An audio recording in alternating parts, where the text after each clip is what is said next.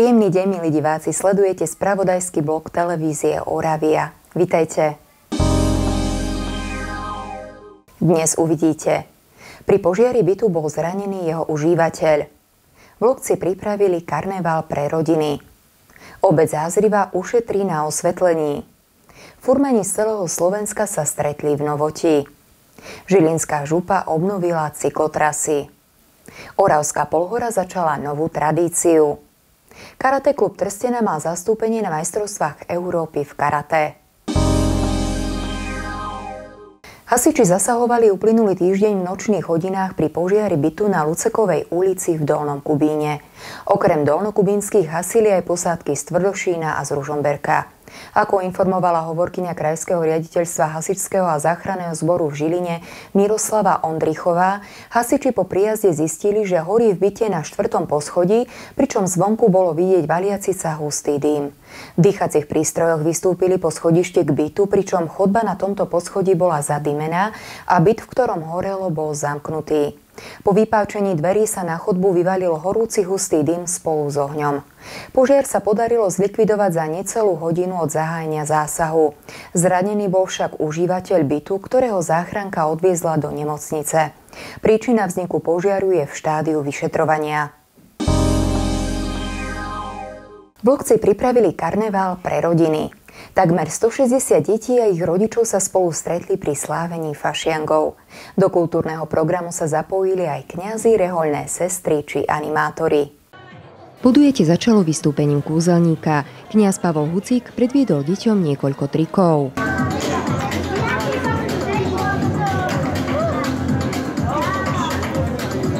Robím kúzla inšpirovaný Don Boskom, ktorý takto oslovoval ľudí a potom im mohol povedať niečo iné. Je to na búranie takých bariér, ktoré častokrát nás sú a niekedy samotné kúzla majú v sebe peknú symboliku, na ktorú sa dá aj v katechéze naviazať. Súčasťou programu boli jerkárske tance či súťaže. Nechýbalo ani občerstvenie. Organizátori pripravili pre každého i darčeky. Je to veľká radosť pre mnohé detičky. Stačí sa pozrieť na ktorúkoľvek masku. Veľká kreativita, radosť, ktorá vyžaruje aj z tých tváričiek tých detí. A vedia sa smiať aj na sebe, ale aj na tých druhých. A to je veľká radosť. Toto podujatie sme chceli pripraviť hlavne kvôli tomu, aby sme zjednotili či už našu farnosť, hlavne našu farnosť, aby prišli rodiny s deťmi, aby sme sa tak spolu zabavili a tvorili jednu veľkú rodinu. Ja toto podujatie vnímam tak, že ten pán farár robí všetko, aby my ľudia sme sa dávali dokopy. Myslím, že je to každý rok čoraz lepšie a zaujímavejšie pre všetkých.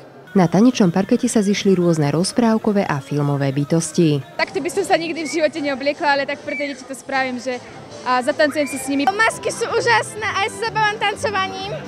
Tancujem na rôzne pesničky. Tak mne sa tu páčili masky Frozen a zabávala som sa tu dobre. Ja som Červená čiapočka a teším sa, že som vyhrala cenu. Farnosť pripravuje najbližšie pre rodiny krížovú cestu obcov. Z Lokce pre televíziu Lux Monika Huráková. Obec Zázriva vďaka investičnej akcii vo výške približne 700 000 eur zrekonštruovala verejné osvetlenie. Rekonštrukciu tu zrealizovali s podporou Európskej únie v rámci operačného programu Konkurencieschopnosť a hospodársky rast. Podľa slov starostu obce Matúša Mnícha v obci zaviedli také prvky osvetľovacej sústavy, ktoré zaistia odstránenie nežiaducich svetelných emisí. V rámci projektu bolo vymenených 313 existujúcich svietidiel za nové osadené LED reflektory s vysokým svetelným tokom, takisto sa doplnilo 182 nových svietidiel a káblová trasa vodiča osvetlenia či 10 rozvádzačov s výzbrojou. Zároveň tu nainštalovali systém regulácie intenzity osvetlenia. Rekonštrukcia verejného osvetlenia zabezpečí hlavne úsporu finančných nákladov na prevádzku. Záver fašiangov patril aj tradičným pretekom Novotským furmanským dňom. Na 12. ročníku súťaže ťažných koní sa stretli súťažiaci z celého Slovenska. Podporiť ich prišlo aj niekoľko tisíc návštevníkov. Tohtoročné prehliadke ťažných koní prijalo hlavne počasie. Organizátori Obecný úrad Novoť, Agrovex Novoť a Námestovský závod Lesy Slovenskej republiky pripravujú podujatie, ktoré približuje ťažkú prácu furmanov v lese. Robíme to hlavne voči tým ľuďom, si myslím, že nás to tak ako viaže, že že máme skúsenosti a to je už treba len s takou pokorou ku tomu pristúpiť, že nebyť pyšný, akože máme na to, nemáme na to, treba to zorganizovať a je to skutočne vďaka tým profesným tímom, ktoré to vedia robiť, sú tu ľudia obetaví, zanietení, ktorí to robia i vo voľnom čase, sponzori, takže treba to len tak ako umne poskladať. Vlastne celá tá atmosféra je taká ľudová. My sa snažíme nebyť až za každú cenu taký športový a dodržiavať reguly asociácie a zväzu týchto koní, ale aby to bolo ľudové. Aj tá súťaž je taká spontánejšia. Ľuďom sa priblíži práca kočiša, furmana, práca s koňom, pri tých jednotlivých súťažiach diváci vidia rôzne formy využitia koňa. Program podujatia uživili aj tento rok sprievodné atrakcie a kultúrne vystúpenia. Slávnostného otvorenia sa zúčastnili i mnohí hostia. Sú tu stále nádherné zvieratá, ktoré naozaj spĺňajú všetky zdravotné podmienky, pohody a sú odhodlané súťažiť. A aj tá skladba návštevníkov hovorí, že naozaj tá tradícia je tu opodstatnená, pretože nielen skúsení furmani sú tu, ale je tu naozaj veľa mladých ľudí, ktorí chce v tomto pokračovať. Je to veľmi pekné podujatie, som rád, že aj v našej farnosti sa takéto niečo organizuje a som rád, že aj ľudia sa aj takto stretnú a takisto, že sa aj stretnú aj s koňmi a s tými vecami, ktoré tu boli, ktoré vlastne veľmi vytvárali kultúru tohto kraja. 25 furmanov predviedlo svoju pracovnú zručnosť v 3 disciplínach. Medzi mužským osadením nechýbali ani 2 ženy. 12 štrebcov, 12 valachov a 1 kobila bojovali pri úlohách zameraných na zručnosť, rýchlosť a silu. Ľudia sami vidia. Atmosféra, tak celkovo je tu dobre a som rád, že sa tu zídeme s chlapami a pokecáme. Ja sa teším na ťažký ťah, mňa toto tu nebaví, toto behanie. Keby sme tak v hore behali, tak asi nezarobíme nič. Ťahu. Myslím si, že je dobre ukázať chlapom, že nie len oni sú v tomto dobrí a rada som s koňmi, rada s nimi trávim čas a môžem s nimi troška pobehať. Ja nie som skôr na tej silové, ja som na tej rýchlostné, ale dneska je to tu len tak. Troška som zablatená, mokrá. Najmladším účastníkom bol 14-ročný Dominik Paľovčík z Lomnej. Som tu po druhýkrát. Prišiel som tu s koňom, ktorým je to žrebec, má 5 rokov, jeho meno je Livarín. Kone ma baví ma furmaniť. V prvej rýchlostnej disciplíne museli účastníci zdolať trať s prekážkami. V druhej tlačili brvno na cieľ. Najatraktívnejšia bola však silová súťaž. Aj keď väčšinu disciplín absolvovali všetci furmani, rozhodcovia v súťaži zručnosti diskvalifikovali približne polovicu súťažiacich. Ukázalo sa, že táto súťaž je pomerne náročná. Uvidíme, ako to bude v silovej súťaži, kde sú pripravené pre kone 2 klaty. Prvý klat zhruba o hmotnosti 1,5 tony bude ťahať na vzdialenosť 12 metrov. Potom pripne, ak bude vládať ten koník, pripne druhý klat a bude ho ťahať zase na vzdialenosť 15 metrov. Zlepšuje sa najmä disciplína aj úroveň tých kočišov. Kone sú fakt v dobrej úrovni. Máme aj nových účastníkov, ale väčšinou sú tu tí stáli. Tento ročník sa nám páči, pretože nám napadol predvčerom sneh, takže tá atmosféra je trochu inšia, ako keď tohoto snehu nemáme. Je trošku menšia účasť týchto koní, v lani sme mali 33, predlani bolo 43. V rýchlosti a v zručnosti dominoval so svojím žrebcom Gaštanom Peter Kytáš zo Žaškova. V 2 disciplínach tak získal prvé miesto. V silovej súťaži získal prvenstvo Miroslav Šulava mladší z Klubiny. Jeho žrebec Tarzan preukázal najväčšiu obratnosť pri ťahaní 3-tonového brvna. Z Novoti pre televíziu Oravia Monika Huráková. V rámci projektu generálnej obnovy cykloturistických trás v Žilinskom samosprávnom kraji obnovila župa 207 kilometrov cyklotrás. Ako uviedol predseda Žilinského samosprávneho kraja Juraj Blanár, v Žilinskom kraji je viac ako 2400 kilometrov značených cykloturistických trás. S podporou ministerstva dopravy sa podarilo obnoviť značenie Oravskej, Vrchárskej a Beskydskej cyklomagistrály a takisto 18 kilometrov modrej turistickej trasy zo Súčian do Turčianskej Štiavničky.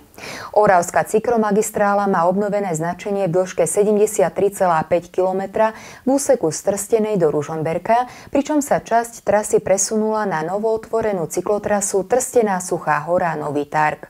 Obnovené bolo i maľované značenie 26 km Beskydskej cyklomagistrály z Oravskej Jasenice na hraničný prechod do Poľska v Sedle Hliny. Celý projekt bol vo výške 23 000 eur. Obec Oravská Polhora začala novú tradíciu.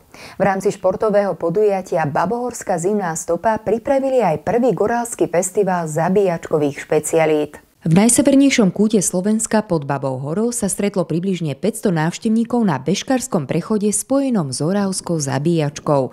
Podujatie pripravila obec Oravská Polhora pod vedením starostu Michala Strnála. Tak po minulom roku, ktorý bol, myslím si, že veľmi úspešný na to, že to bol vlastne 0. pokusný ročník, sme sa rozhodli pripraviť znovu takéto podujatie, vzhľadom na to, že tie podmienky pod Babou horou sú veľmi dobré aj na bežkovanie, takže sa tešíme, že prišlo toľko ľudí vlastne z celej Oravy a možno aj trošku ďalej a môžeme sa aj my tak týmto spôsobom trošku prezentovať a propagovať. Tak snažili sme sa aj to podujatie alebo ten program pripraviť tak, aby bol pestrý. Veľmi sa nám páčilo, snehu bolo akurát na bežky a aj trať bola pekne pripravená. Ďakujeme usporiadateľom, že to spravili. Akcia prilákala hlavne priaznivcov bežeckého lyžovania z rôznych regiónov Slovenska. Na štart sa postavilo približne 200 pretekárov. Pripravené boli 2 upravené trate. 26-kilometrová trať smerovala zo Slanej Vody cez Viezoslavovú alej, ďalej turistickým chodníkom pod Babiu horu a neskôr po hrebení Jasenickej hole opäť na Slanú Vodu. 14-kilometrový úsek absolvovali hlavne peší turisti a deti. Viac to utužuje aj teda vzťahy medzi ľuďmi a samozrejme vnímam to ako športovkyňa veľmi športový zážitok. V cieli čakali na účastníkov okrem slávnostného vyhodnotenia športových výkonov aj zabíjačkové špeciality. V rámci prvého gorálskeho zabíjačkového festivalu súťažilo pri príprave jedál 6 družstiev. Návštevníci tak mali možnosť ochutnať aj mnohé delikatesy mesiarskej a domácej výroby. Robili sme to s láskou, robili sme klobásky, robili sme tlačenku, mysleli sme si, že nestuhne, že ju nebudeme môcť krájať, ale všetko dopadlo úplne super, bola perfektná. Kapusničku sme navarili veľmi dobrú, dali sme do nej húby, dali sme mäsko, dali sme všetko, čo má byť. Musím sa ale poďakovať celému môjmu tímu. Podujatie to bolo do guľam očami, na lepšom som nebol. Proste prešiel som príprava, všetko to guľame očami. Výborne, lebo môžem porovnať rôzne chute, rôznych kuchárov a rôznych mesiarov, rôzne výrobky, paráda. Festival, alebo tá súťaž, veľmi dobrá myšlienka a sme na Orave, kde tie zabíjačky sú veľmi bežné v domácnostiach, ale novinka bola v tom, že to bola tá súťaž, ten festival, prezentácia. Každý možno chcel sa pochváliť, aký je šikovný, čo vie vyrobiť. O dobrú atmosféru sa postarali viaceré oravské folklórne skupiny. Prekvapením bola aj tombola. K vydarenému podujatiu prispelo aj pekné počasie či bohatá účasť spokojných návštevníkov. Z Oravskej Polhory pre televíziu Oravia Monika Huráková.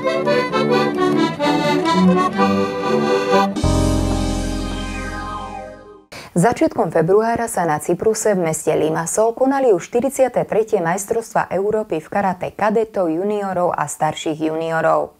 Celkovo sa turnaja zúčastnilo 973 karatistov zo 48 krajín Európy. Slovenský reprezentačný výber vybojoval na týchto majstrovstvách 1 striebornú a 4 bronzové medaily. Vo výbere slovenskej reprezentácie sa podarilo bojovať na tomto turnaji aj karatistovi z karate klubu Trstená Miroslavovi Škvarekovi v športovom zápase kumite starších juniorov do 84 kg. Nepodarilo sa mu presadiť medzi medailistami, ale svojimi zápasmi vybojoval peknú 9. priečku. Počas víkendu vás pozývame na 15. ročník prehliadky horských a adrenalinových filmov pre milovníkov hôrsky, alpinizmu a všetkého, čo k tomu patrí.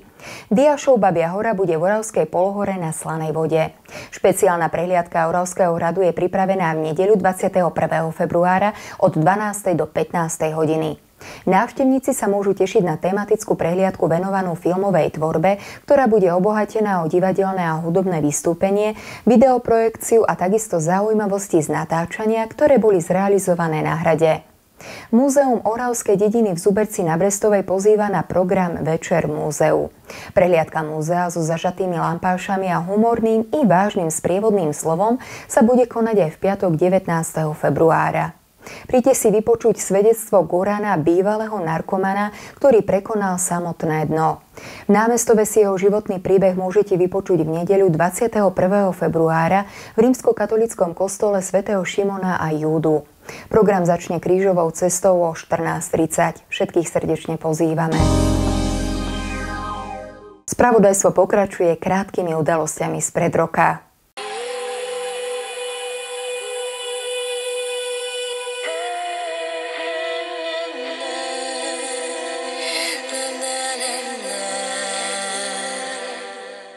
Štrnácty ročník festivalu ponúkol divákom slovenskú a zahraničnú kinematografiu známych tvorcov. Organizátori pokračovali v tradícii minulých rokov a vytvorili priestor na osobné stretnutie spestrené novými zaujímavosťami. V porovnaní s tým minulým ročníkom je bohatší program, je viac filmov, vyšlo nám počasie, dostatok snehu.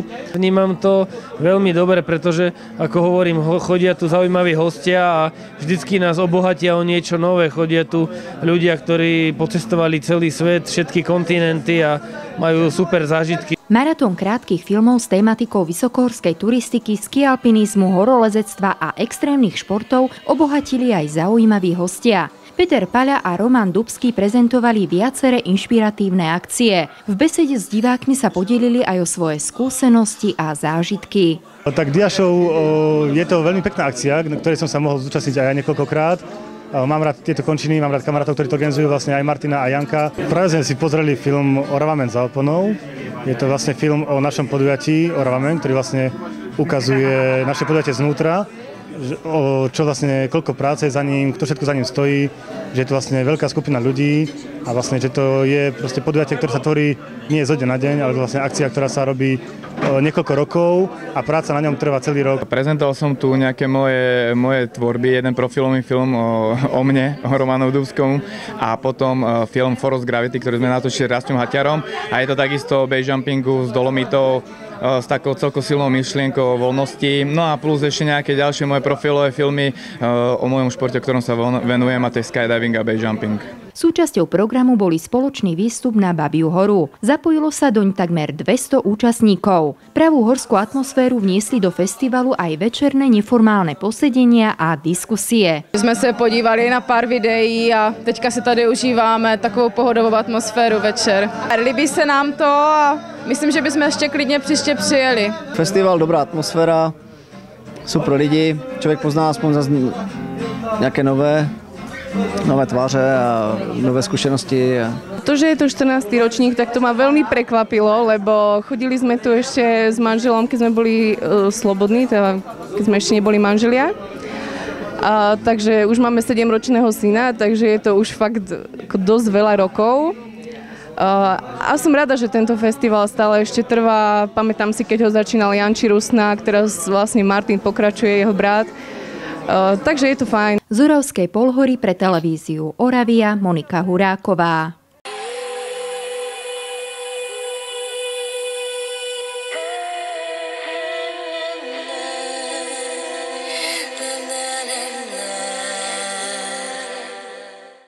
V rámci Národného týždňa manželstva bolo aj na Orave viacero podujatí. Organizátori z Trstenej pripravili pre účastníkov okrem duchovného programu aj neformálne zábavné stretnutia. Do prípravy sa už tretíkrát zapojilo aj občianske združenie Viac. Všetky aktivity boli zamerané na podporu manželstva. Okrem toho, to, čo je takou pre nás veľmi hodnotnou vecou, počas tohto týždňa je takou novinkou, na ktorú sme hrdí a sme radi z toho, že je to, že sa nám podarilo prepojiť všetky farnosti v dekanáte v takej modlitebnej reťazi za manželov. Že každý deň sú dve farnosti v našom dekanáte, ktoré sa modlia, obetujú všetky svoje sebazápory za podporu manželov navzájom jeden za druhého. Nechýbali ani sväté omše, duchovná obnova, posedenie pri hudbe, koncert či filmový večer. Tieto akcie si myslím, myslím, že sú na obohatenie každého manželstva. Troška vypadnúť z toho bežného stereotypu. Budovanie manželstva je vlastne o tom nájsť si čas jeden pre druhého, trošku sa zastaviť a trošku sa vrátiť späť do, aspoň v mojom prípade, do mládí a trošku si pripomenúť tie začiatky, jak to bolo, keď sme začínali.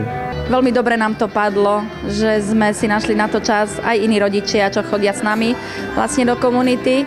Je to tu super, cítime sa tu výborne, živá hudba, priatelia. Program ukončila záverečná bohoslúžba, na ktorej si manželia obnovovali manželské sľuby. Pre televíziu Lux Monika Huráková.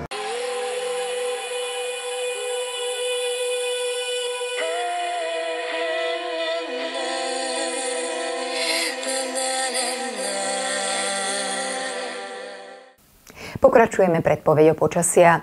V utorok bude počasie nad našim územím pod vplyvom tlakovej níže, ktorej stred sa bude rýchlo presúvať z Jadranskej oblasti ďalej na severovýchod.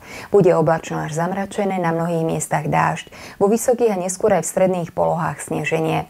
Nočná teplota -1 stupeň, denná teplota +8 stupňov. V stredu bude strednú Európu prechodne ovplyvňovať oblasť vysokého tlaku vzduchu. Čaká nás oblačno až poloblačno, ojedinele slabé zrážky. Nočná teplota -3 stupne, denná teplota +7 stupňov. Po štvrtok nám bude prúdiť od juhu medzi brázdou nízkeho tlaku vzduchu nad západnou Európou a tlakovou výšou nad východnou Európou teplejší vzduch. Bude polojasno až oblačno, ojedinele slabé zrážky. Nočná teplota -1 stupeň, denná teplota +9 stupňov. V piatok sa bude nad strednou Európou nachádzať nevýrazné tlakové pole. Bude veľká, miestami zmenšená oblačnosť a ojedinele zrážky. Nočná teplota -4 stupne, denná teplota +6 stupňov. V sobotu postupí od západu nad Slovensko studený front. Bude veľká oblačnosť, miestami dážď, od 700 metrov sneženie. Nočná teplota -4 stupne, denná teplota +5 stupňov. Nedeľa bude oblačná s nočnou teplotou -3 stupne a dennou teplotou +6 stupňov. Spravodajskú reláciu sme na dnes vyčerpali. Ja vám ďakujem za vašu pozornosť a teším sa na vás na budúce. Dovidenia.